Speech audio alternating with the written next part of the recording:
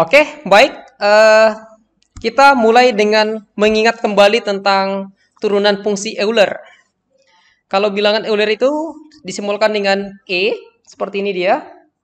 2,71828 dan seterusnya. Dia merupakan bilangan irasional. Bilangan irasional. Jadi kalau ada fungsi yang memuat bilangan Euler, Y sama dengan E pangkat X, kalau diturunkan bagaimana? Masih ingat saudara-saudara? Masih ingat ini?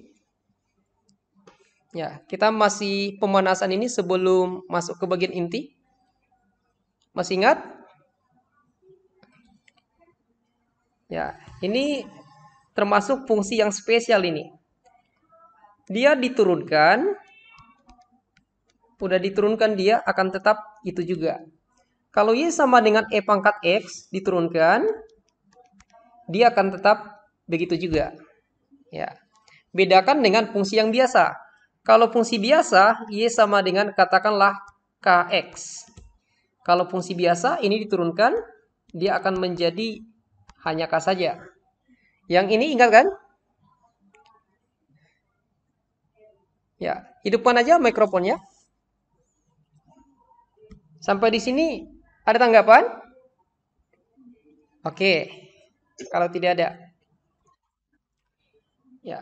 Terus kemudian kalau ada fungsi Y sama dengan E berpangkat, ini variasi dari fungsi Y sama dengan E pangkat X. Katakanlah dia Y sama dengan E, kemudian ada koefisien di sini, entah berapa lah itu.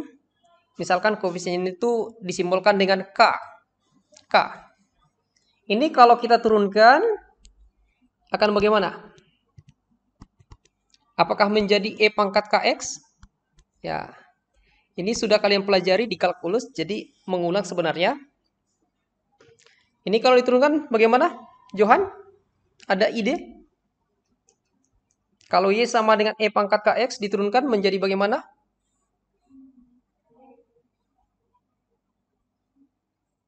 Oke, oh, nggak ada. Anissa Fortuna? Anissa Dewi Fortuna, Dewi Keberuntungan. Oke, tidak ada. Baik, oke. Gini, kalian sudah mempelajari di kalkulus aturan berantai. Aturan berantai. Jadi kalau misalnya Y sama dengan E pangkat KX, kita misalkan KX itu sebagai fungsi U. Kita misalkan KX itu sebagai fungsi U. Itu berarti kalau DU DX diturunkan fungsi U tadi terhadap X, maka kita akan dapat K. Kita akan dapat K.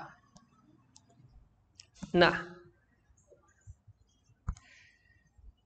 kalau misalnya Y sama dengan E pangkat KX, sudah kita misalkan KX-nya itu sebagai U, maka dia akan menjadi Y sama dengan E pangkat U. Ya, E pangkat U. Jadi kalau kita turunkan ini terhadap U, kita turunkan fungsi itu terhadap U, lihat variabelnya sudah U, ya dia akan menjadi EU juga. Nah, sama kayak yang tadi. Kalau Y sama dengan E pangkat X diturunkan terhadap X, dia akan seperti itu juga. Nah, sekarang dia tidak pakai X tapi pakai U. Dia diturunkan terhadap U. Dia akan tetap juga. Nah, sekarang bagaimana kalau kita kalikan antara DY DU DY DU DY DU dikalikan dengan DU DX. DU DX. Kita kalikan DY DU dengan DU DX. Ya, ini nggak dibaca pernya ya, karena ini bukan seperti pembagian pecahan. Enggak. Meski memang dia memenuhi sifat-sifat pecahan juga. Ya, sebagian sifat-sifat pecahan dipenuhi juga. Bukan berarti D dicoret dengan D, nggak seperti itu ya. Nggak seperti itu. Yang bisa kita coret ini. Ya. DY DX. Ya, jadi dia akan menjadi DY DX. Padahal DY DX itu tidak lain adalah turunan. Ya, tidak lain adalah notasi turunan. Padahal DY DU itu tadi sudah E pangkat U. Itu sudah E pangkat U tadi. Kemudian DU dx tadi sudah kita dapatkan di sini DU dx itu adalah K. Nah, kita punya dy dx yang sama dengan K kali E pangkat U, bisa dibuat saja K-nya di depan. E pangkat U. Padahal U itu tadi, itu adalah pemisalan dari Kx. Nah, jadi seperti ini dia. Jadi kita dapat dy dx, ini tadi udah dy dx, dy dx, ya. Du-nya udah dicoret tadi. dy dx itu sama dengan K E pangkat Kx. Ya, inilah turunan dari E pangkat Kx tadi. Nah, itu dia. Nah, kalau kita turunkan sekali lagi, maka kita akan punya turunan kedua. Nah, seolah-olah ini kalikan aja kemari, jadi K kuadrat. Kalau diturunkan dia sekali lagi, atau kalau kita cari turunan keduanya. Yang tadinya dia adalah Y sama dengan E pangkat Kx, diturunkan sekali menjadi K kali E pangkat Kx, seolah-olah kita kalikan ini ke koefisien. Kemudian kalau diturunkan sekali lagi, kita dapat turunan kedua, seolah-olah kalikan ini kemari, kita dapat K kuadrat E pangkat Kx. Nah, itu dia. Sampai di sini ada tanggapan? Oke, baik kalau tidak ada. Kalau perlu di SS, silakan SS saja. Kalau mau mencatat sambil mendengarkan, boleh juga. Oke, next slide. Nah, sekarang kita masuk ke bagian inti. Persamaan diferensial linear orde 2 dengan koefisien konstan. Ya, koefisiennya tetap. Ya, koefisiennya tetap. Berarti nanti akan ada koefisien yang tidak tetap. Inilah bentuk umumnya. Jadi ini simbol dari turunan kedua atau notasi dari turunan kedua. Ini notasi atau simbol dari turunan pertama. Kemudian ini fungsinya, fungsi Y. Kemudian variabelnya di sini adalah X. Inilah yang kita sebut dengan koefisien konstan itu. Ini adalah suatu bilangan A1, begitu juga A0. Nah, ini yang kita sebut dengan koefisien yang konstan, koefisien yang tetap. Seandainya Gx tidak sama dengan 0, kalau dia tidak sama dengan 0, maka Gx itu tadi, atau persamaan diferensial yang kita bicarakan tadi, itu adalah persamaan diferensial linear dengan orde 2 non-homogen. Nah, dia tidak homogen. Sedangkan kalau dia sama dengan 0, maka dia adalah yang homogen. Yang akan kita bicarakan pada pertemuan hari ini adalah yang homogen saja. Yang akan homogen. Jadi ini sama dengan 0. Nah, solusinya nanti akan menjadi Y sama dengan C1 Y1 ditambah C2 Y2. Ya. Metode penyelesaiannya bagaimana? Nah, lihat ini. Sambil Anda kaitkan pengalaman Anda atau pemahaman Anda dengan yang ada di prolog tadi, di pembukaan tadi, di pendahuluan itu. Ini turunan kedua, kemudian ini turunan pertama, kemudian ini fungsinya itu sendiri. Anggaplah fungsinya adalah Y sama dengan E pangkat lambda X. Ini lambda, tapi anggap saja ini seperti K. K yang di awal tadi, Kx. Ya, anggaplah seperti itu. Lambda di sini adalah konstanta. Koefisien dari X. Ingat tadi, kalau diturunkan dua kali, ini akan menjadi lambda kuadrat nantinya. Ya. Ini akan menjadi lambda kuadrat. Lihat, dia menjadi lambda kuadrat E pangkat lambda X. Ya.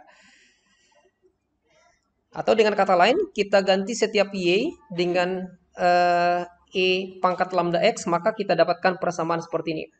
Nah, sampai di sini ada tanggapan? Ada tanggapan sampai di sini?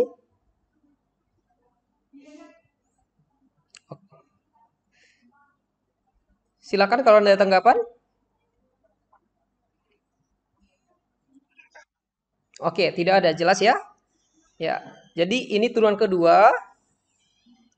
Turunan kedua dari fungsinya. Turunan kedua dari E pangkat lambda X. Itu akan menjadi lambda kuadrat E pangkat lambda X. Kemudian ini turunan pertama. Kita punya lambda A1E pangkat lambda X. Kemudian ini fungsi yang di awal tadi.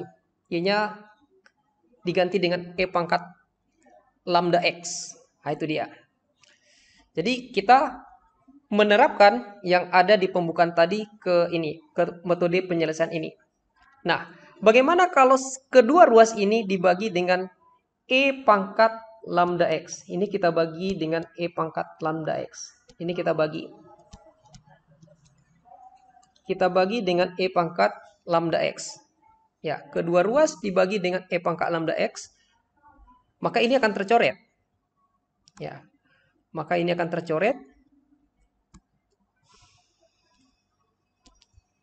Sehingga kita punya lambda kuadrat ditambah A1 lambda ditambah A0. Dan ini disebut sebagai persamaan karakteristik. Ya, ini disebut sebagai persamaan karakteristik. Ini disebut sebagai persamaan karakteristik.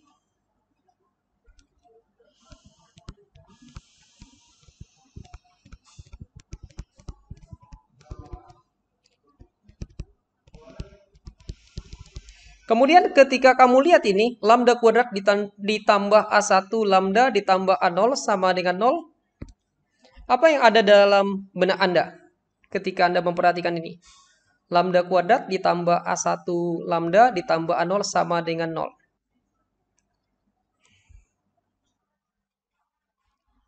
Iya, yes, itu adalah persamaan kuadrat.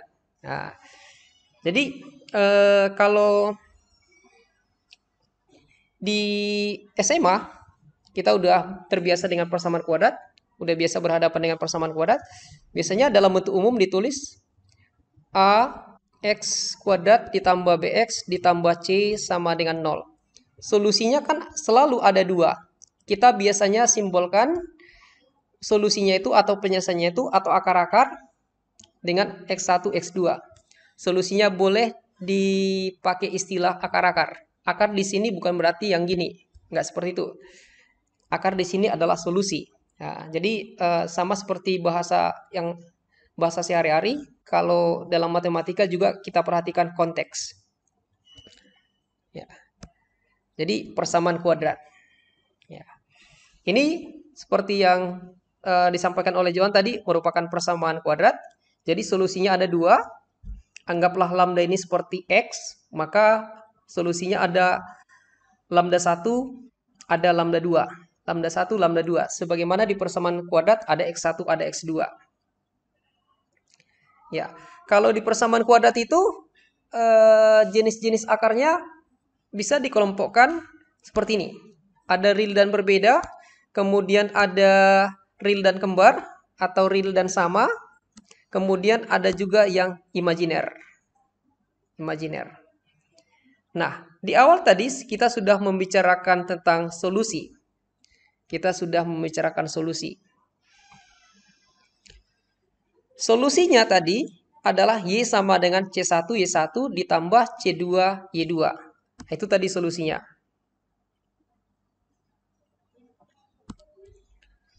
Jadi, kalau kita buat lebih spesifik, setelah kita selesaikan persamaan karakteristik, kita punya lambda 1 dan lambda 2, maka kita udah boleh mengganti Y1 dengan E pangkat lambda 1X, sementara Y2 dengan E pangkat lambda 2X. Nah, kita hanya mengganti saja, biar lebih spesifik. Y tadi kan dimisalkan dengan E pangkat X. Ya, E pangkat X. E pangkat lambda X, ketinggalan lambdanya. Nah, kita kan udah dapat lambda 1 dari penyelesaian persamaan karakteristik. Nah, kita udah dapat tadi lambda 1. Kalau lambda 1 yang kita substitusi, maka kita dapatkan Y1. Nah, kalau lambda 2 yang kita substitusi, E pangkat lambda 2, X, maka kita dapatkan Y2. Nah, Y sama dengan C1 Y1 tambah C2 Y2, atau Y1 sama dengan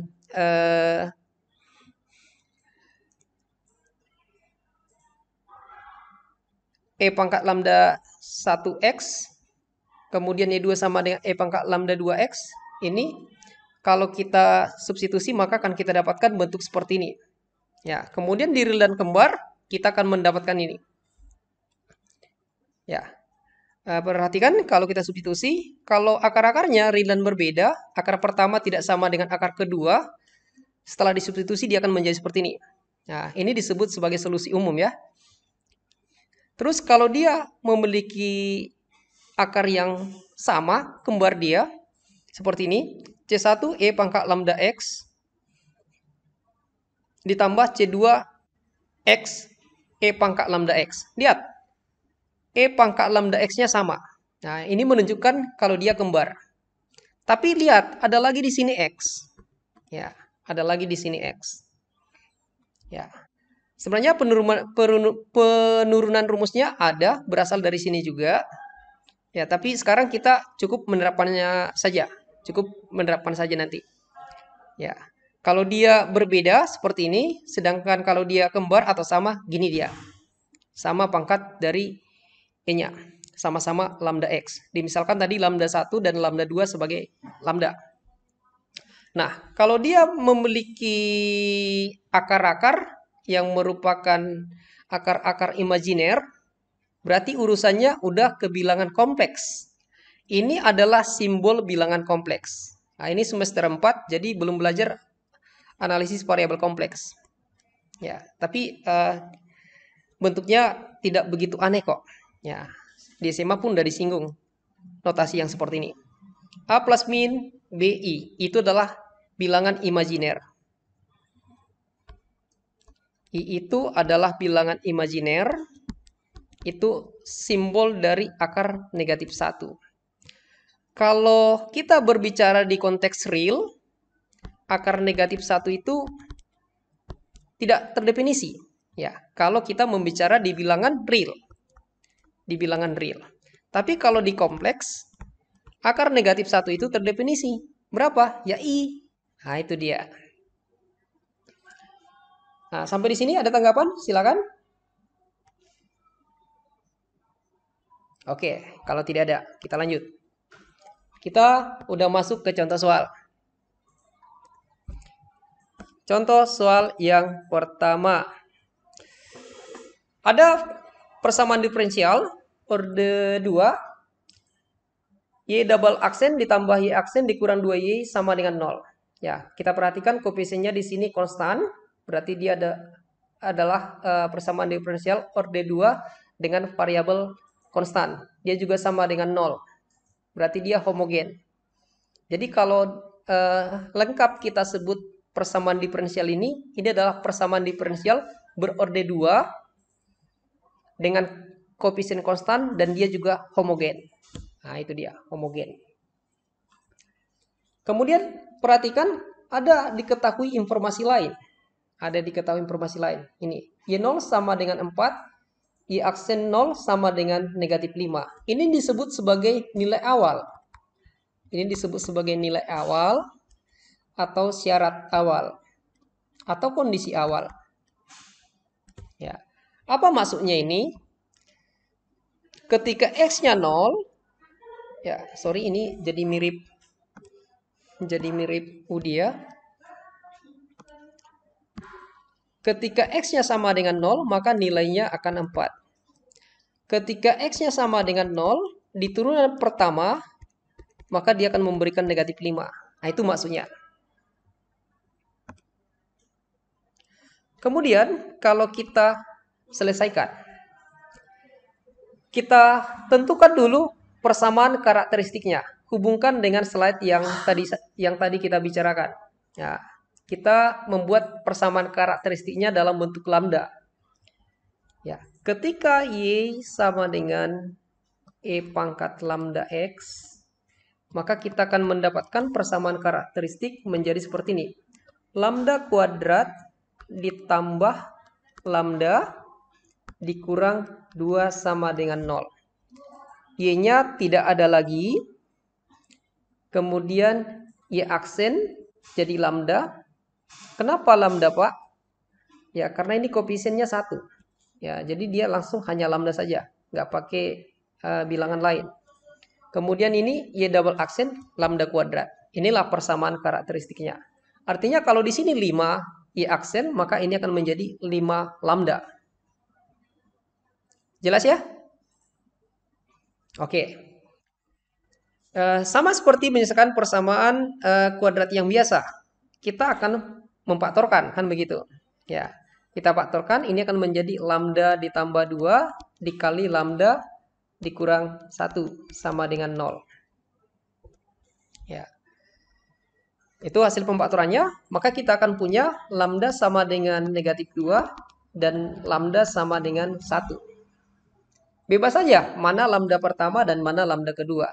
Ya, karena tidak ada peraturan menyebut yang lebih besar itu lambda pertama, yang satunya lagi lambda kedua. Tidak ada. Jadi, kalaupun ini lambda pertama, ini lambda kedua, nggak masalah. Kalaupun ini lambda kedua, ini lambda pertama, nggak masalah. Oke. Jadi, seandainya diminta solusi umum, udah bisa langsung kita tentukan. Solusi umumnya adalah Y sama dengan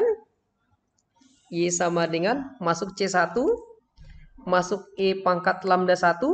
Lambda satunya adalah negatif 2, X. Ya, perhatikan bahwa lambda satunya udah langsung diganti, negatif 2. Ditambah, masuk C2, masuk E pangkat 1X. Masuk lambda kedua. Kita lebih terbiasa menulis kalau koefisien 1 itu nggak usah dibuat. Nah, jadi langsung gini aja. Nah, itu dia. Jadi boleh kita laporkan seperti ini. Ini solusi umum. Ini solusi umum. Karena diketahui nilai awal atau syarat awal atau kondisi awal, maka bisa kita cari solusi khususnya. Nah, kita akan membicarakan solusi khususnya. Kita akan membicarakan solusi khususnya. Ya. Perhatikan tadi kalau Y udah bisa dibuat sebagai C1E pangkat negatif 2X ditambah C2E pangkat X. Nah, kalau X-nya diganti 0, maka akan kita dapatkan 4. Ya. Saya tulis lagi, tidak masalah, saya tulis lagi Y sama dengan C1E pangkat negatif 2X ditambah C2E pangkat X. Biar lebih mudah kita bicarakan, saya tulis ulang lagi dia. Kalau misalnya diganti X-nya dengan 0, akan memberikan hasil Y4. Oke, kita ganti. Kita ganti dia. Kita ganti S-nya dengan 0. Ya. Negatif 2 kali 0 berapa? Oke, 0. Maka kita dapat E pangkat 0. Kemudian ini C2 E pangkat 0 juga. Ada suatu bilangan berpangkat 0. Bilangan itu di sini adalah bilangan Euler. Berapapun pangkat 0 akan memberikan hasil berapa? Yes, 1. Ya, yang penting yang memangkatkan itu jangan 0. Maka berapapun yang memangkatkan itu akan memberikan hasil 1. Bagaimana kalau 0 pangkat 0? Apakah 1 juga? Ya. Ini tak bisa ditentukan, kan begitu. Itu tidak tentu. Itu makanya ada syarat yang memangkatkan tak boleh 0. Oke, kita lanjut. C1 E pangkat 0 tadi udah dapat 1, ini dapat 1, ini dapat 1. Jadi kita punya C1 tambah C2 sama dengan 4. Nah, muncul persamaan pertama. Ini nanti akan mengarah ke persamaan linear 2 variabel, sistem persamaan linear 2 variabel.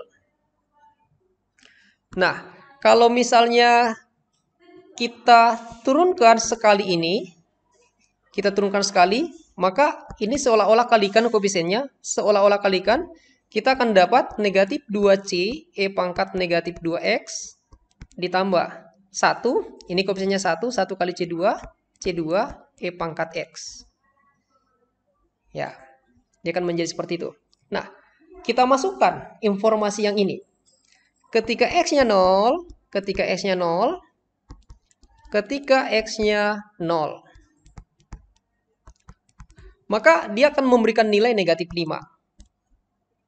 Dia akan memberikan nilai negatif 5. Oke, kita eksekusi. Negatif 2 kali 0, 0, E pangkat 0, dapat 1. Ya, 1 kali C kali negatif 2, kita dapat negatif 2C. Ini E pangkat 0, 1 kali C2, ini C2. Ini tadi indeksnya kelupaan, ini seharusnya C1. Lihat bahwa kita sekarang sudah punya sistem persamaan linear 2 variabel. Ya, saya tulis saja seperti ini. C1 tambah C2 sama dengan 4. Kemudian ini negatif 2C1 ditambah C2 sama dengan negatif 5. Kita lebih terbiasa menulis seperti ini. Ya, tapi kalau langsung pun Anda buat nggak masalah. Ya, kalau kita kurangkan, kita akan punya 3C1, kan begitu. C1 dikurang negatif 2C1, kita punya 3C1. C2 kurang C2 habis. 4 kurang negatif 5, kita dapat 9. Kita punya C1, 9 dibagi 3, 3. Untuk mendapatkan C2, udah gampang. Substitusi ke salah satu persamaan. C2 sama dengan 4 dikurang C1. Ya, berarti C2 sama dengan 4 dikurang 3. Kita dapat 1. Nah, jadi ketika kita substitusi, maka kita akan dapat Y sama dengan masuk C1, berarti masuk 1. Kemudian masuk E, masuk pangkat negatif 2X, masuk tambah, masuk C2 udah dapat tadi 3, E pangkat X. Ya, udah kita dapatkan solusi khususnya. Ini yang disebut dengan solusi khusus. Ya. Oh, terbalik ya? Ya, terima kasih. Terbalik ya. Seharusnya di sini yang 3, di sini yang 1. Ya, terima kasih. Ini yang 3. Ya, C1-nya yang 3. Kemudian koefisien 1 nggak usah ditulis.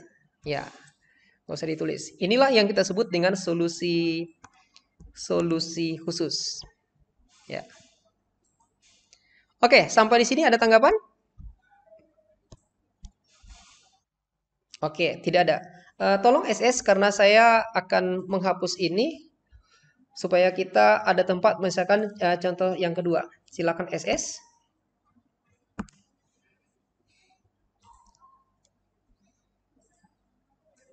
Udah di SS ya? Saya nggak kecepatan kan menjelaskannya? Nggak terlalu lambat? Biar saya buat kecepatan penuh.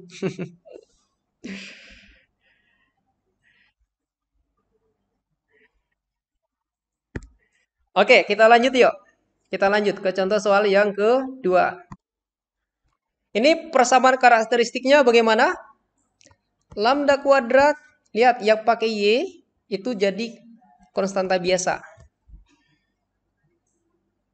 Ya, dia menjadi konstanta biasa.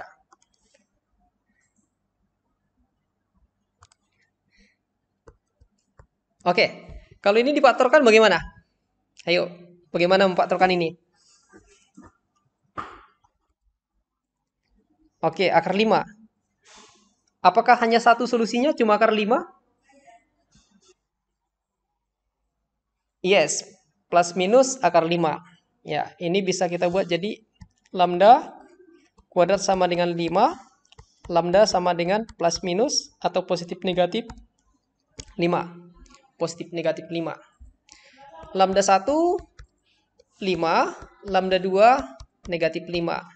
Ini adalah persamaan yang memiliki akar-akar real dan berbeda. Ya, jadi solusi umum dari persamaan itu sudah kita dapatkan. Y sama dengan masuk C1, masuk E, masuk lambda 1, masuk X, masuk tambah, masuk C2, masuk E, masuk pangkat negatif 5X. Oh iya, akar 5. Salah lagi saya ya. Ya. Ini seharusnya positif negatif akar 5. Ya. Terima kasih Johan. Ya, faktor usia. Ya, faktor ngantuk. Oke. Jadi solusi umumnya adalah Y sama dengan C1 E pangkat akar 5X ditambah C2 E pangkat negatif akar 5X. Contoh soal yang ketiga, Y double aksen dikurang 7 Y aksen sama dengan 0. Ya, kita diminta menyelesaikan. Tentukan persamaan karakteristiknya, kita punya lambda kuadrat dikurang 7 lambda sama dengan 0. Difaktorkan bagaimana? Kalau difaktorkan, maka kita akan punya lambda dikurang 7 sama dengan 0. Ya, jadi kita punya lambda sama dengan 0 dan juga lambda sama dengan 7. Ini lambda 1, ini lambda 2. Jadi kalau diminta solusi umumnya kita sudah bisa berikan. Y sama dengan C1 E pangkat 0X ditambah C2 E pangkat lambda 2X. Nah, itu dia. Ini 0X berarti 0, berarti E pangkat 0 dapat 1. Berarti kita punya Y sama dengan C1 ditambah C2 E pangkat lambda 2X. Ya, sekarang kita ke contoh soal yang keempat. Contoh soal yang keempat. Persamaan karakteristiknya bagaimana nih? Lambda kuadrat dikurang ya, Johan? Terus? Oke. Kalau kita coba faktorkan, berarti kita harus mencari dua bilangan ditambahkan harus negatif 3 dikalikan 4. Kita tidak punya ide untuk menentukan pasangan bilangan yang seperti itu. Ya, dua bilangan ditambahkan negatif 3 dikalikan 4. Ya, kalau dia nggak bisa difaktorkan, coba uji diskriminan. Nah, diskriminan untuk menguji apakah dia itu memiliki akar-akar real atau imajiner. Ya. Rumus diskriminan bagaimana? Masih ingat? Iya, kalau persamaan kuadratnya AX kuadrat ditambah BX ditambah C sama dengan 0. Ya, kalau diskriminannya lebih kecil dari 0, dia negatif, itu berarti persamaan kuadrat itu adalah persamaan kuadrat yang memiliki akar-akar real. Bukan real ya, akar-akar imajiner. Ya, akar-akar imajiner. Kalau kita cari di soal kita akan dapat berapa? Diskriminannya. Ya, negatif ya. Berarti ini memiliki akar-akar imajiner. Akar-akar imajiner. Akar-akar imajiner.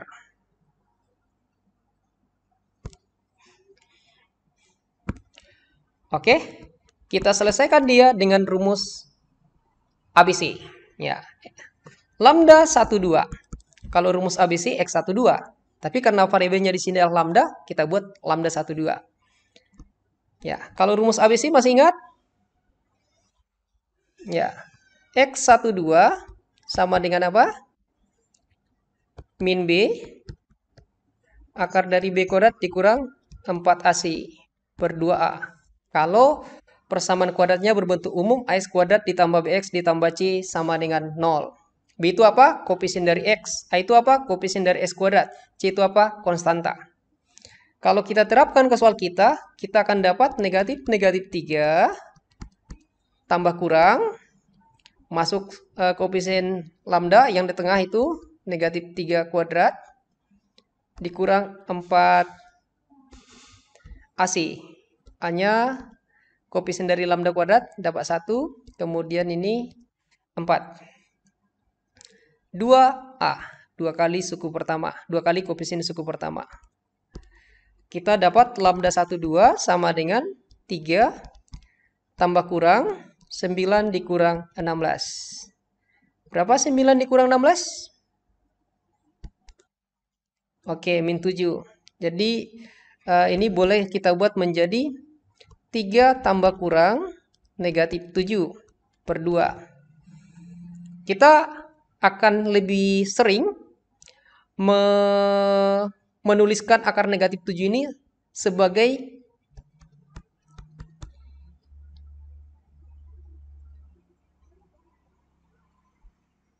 akar 7i per 2. Nah, kita akan lebih terbiasa menulis seperti itu. Ya, kenapa bisa demikian? Akar negatif 7 itu kan sama dengan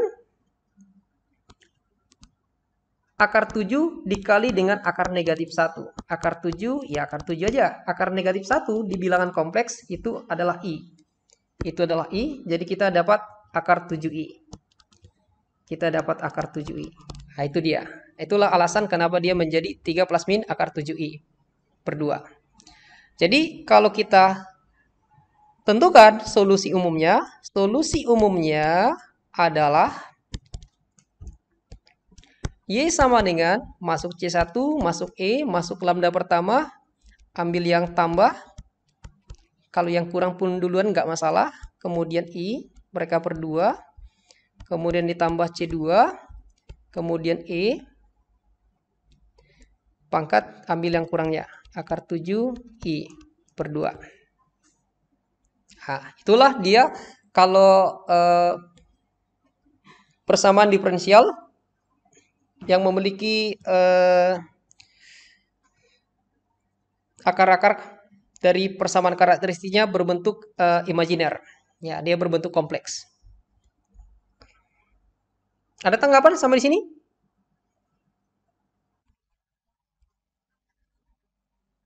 Oh iya, lupa lagi saya. Seharusnya ada X ya? Ya, ada X. Iya. Ya, ada X. Ya, itu dia. Ada lagi tanggapan? Oke, contoh soal terakhir. Oh, nggak ada contoh soal terakhir. Kita masuk kuis. Ini kuisnya. Ya. Ini kuisnya. Nanti ketika dimasukkan ke form, kuisnya ini sudah berbentuk pilihan ganda. Jadi sesuaikan jawaban Anda dengan option yang tersedia. Oke, saya berikan waktu untuk menanggapi. Kalau tidak ada, langsung ke kuis. Ya, silakan tanggapannya.